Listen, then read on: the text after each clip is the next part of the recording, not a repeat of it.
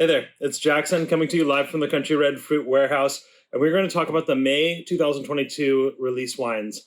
This is a release called Sketches of Spain. It's wines from all over Spain, including the Basque Country and Catalonia. And the Basque Country is where we are starting on this tasting.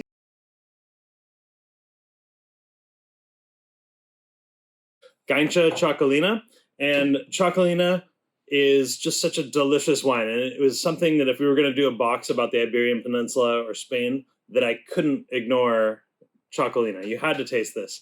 Chocolina is a high-acid white wine, comes from vineyards that are right by the Atlantic coast, and this is an organically grown wine made from a grape called Handori Vitsuri. And what I love about Chocolina is its food friendliness. It's really high acid, it's bright, it's crisp, it's very citrusy. So you take a sip. One thing you'll notice is that it has a touch of spritz to it, especially when you first open the bottle. And it just keeps it livelier on the palate and makes it go down smoothly. One of the recipes in our pairing book is Marty Buckley's Hilda. And the Hilda is a little skewer with an anchovy, an olive, and a pepper. And it's just this wonderful little tart, salty bite that with wines like this is absolutely perfect. So I hope you enjoy this Chocolina. I think it's so yummy. It has a tendency to disappear quickly.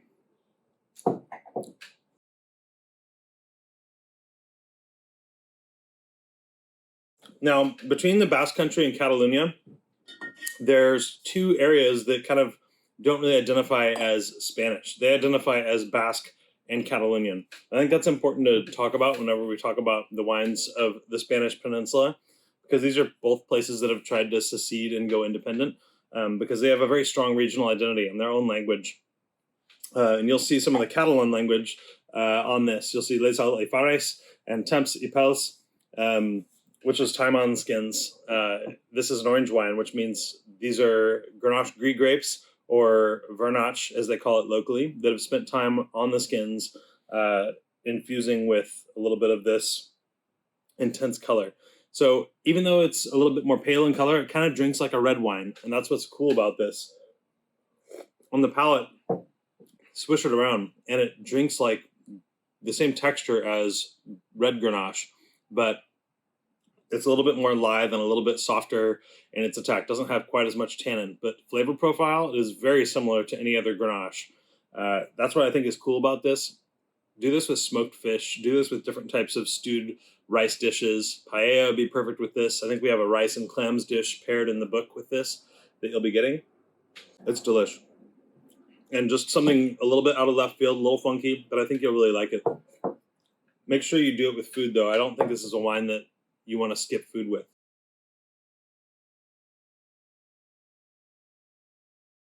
Let's go to another corner of the Spanish Peninsula, another place that has its own language.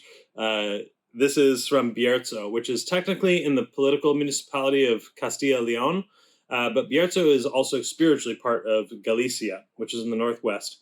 I'm from Seattle, and I've been to Galicia before. It looks very similar. It's green. It's close to the ocean. They eat lots of seafood. There's lots of islands, lots of bridges, and it's kind of evergreen with lots of pine trees and fir trees year-round. That's one thing that I think when you smell wines like this that are grown on mountainous slopes that have lots of greenery around them, you get that pininess. It's the same thing you might get in like an Oregon Pinot Noir. The grape here is Mencia. What I love about Mencia is a little bit its similarity to Pinot Noir, because on the palate it's soft and gentle and lifted, but it also has a little bit of similarities to Syrah. It's smoky and peppery and has this really dynamite savory quality. So good. I think I wrote in the notes that this is like eating cherry cobbler by a campfire, and that couldn't be more true for a wine like this.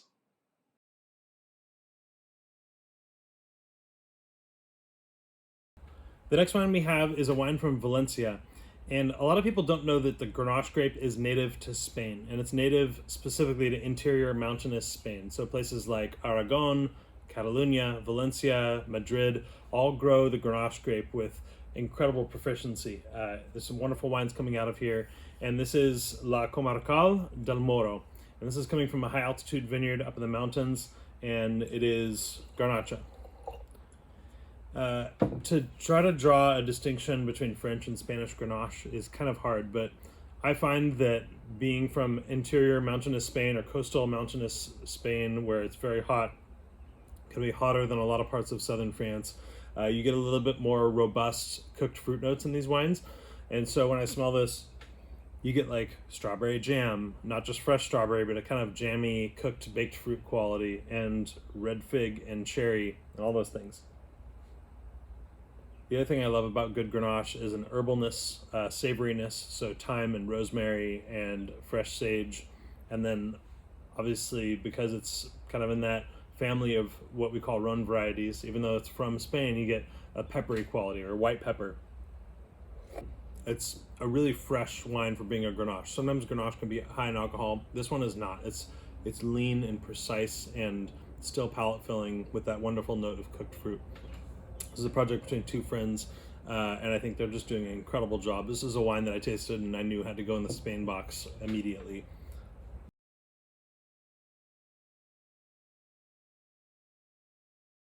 So the next two wines are from the same winemaker.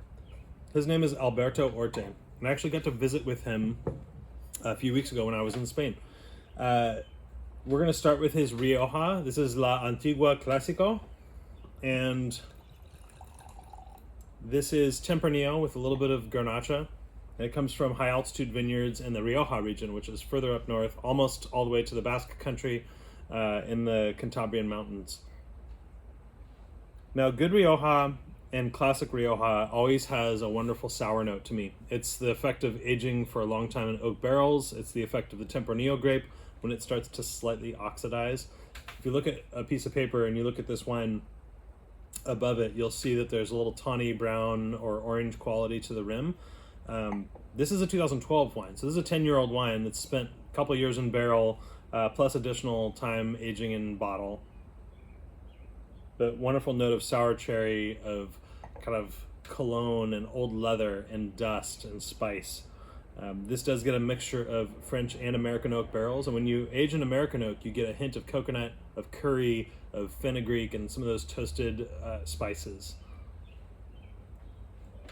On the palate, there's a wonderful combination of fresh red fruit and dried red and black fruit, a bit of cherry and currant. It's also herbal qualities, but like those spices I mentioned, that curry and the fenugreek, those really persist through the palate. And I think this is just a wonderful example of what classic Rioja ought to taste like. And it's a great time to drink a 10-year-old wine and have it just be singing like this.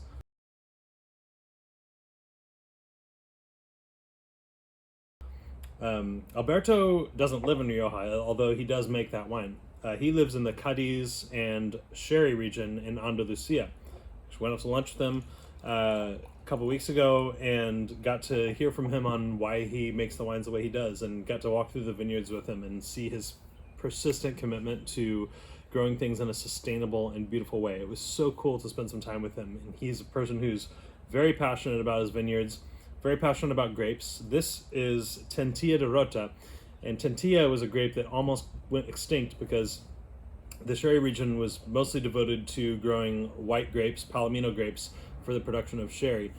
Well, this is his discovery of a grape called Tentilla, and he started propagating it and growing it organically in the Sherry region. It's a wonderful combination of fresh and baked fruit, and a lot of like cranberry sauce and raspberry jam going on here, and it's wonderfully herbal, all those things. In fact, I tasted it with Alberto, and he's going to talk about it to you, and I'm going to show you that right after this. So hope you enjoyed the wines in this Spain release. This is the Vara y Pulgar Tentilla, coming from Tierra de Cadiz, so right outside the town of Jerez and the town of Cadiz in southern Andalucía. So let's hear from Alberto about his wine. Cheers, everyone.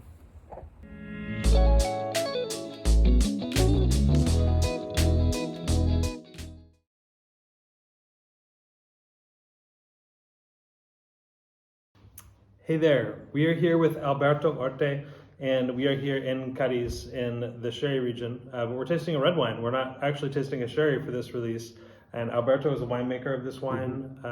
It's a wine that I was first exposed to years ago in its form called Atlantida, and this is another wine he makes called Vara y Pulgar that I was just blown away by, and I knew it had to be in the club to express to you something so different than what is typically out there from Spain. And I thought you'd really like this one. So, Alberto, you want to talk to us about this a little bit? Yes, yes. Atlantia is a wine from Tintilla that you taste, but this Pariplugar is also Tintilla, but the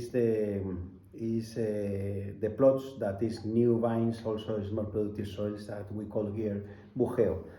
And these bujeo wines, they make more soft wines, more ready to drink wines, and also have the freshness, the peppery, the violets. Also, you can have the sense of albariza, no? The sense of choky in the mouth, no? Also, it's a red wine that you can also enjoy with fish, with blue fish like tuna, also, or like sardines or boquerones or something like that. It's going very well. It's wonderful. When I smell this wine, I get tons of lifted, bright red fruit like cranberries and cherries, but also raspberries. There's a savory component, like he said, it's kind of peppery, a little bit like a Syrah or a Mencia, but this is Tintilla. This is unique to itself, and it has that wonderful dry herbal character and some saltiness. So I just think it's a wonderful wine. Yes, thank you. Yes, it's a red wine with this component of saltiness that is very unique in this area, because very close to the sea. Also, the land give you this component of saltiness and savory. Yeah. Cheers. Thank you. Thank you very much.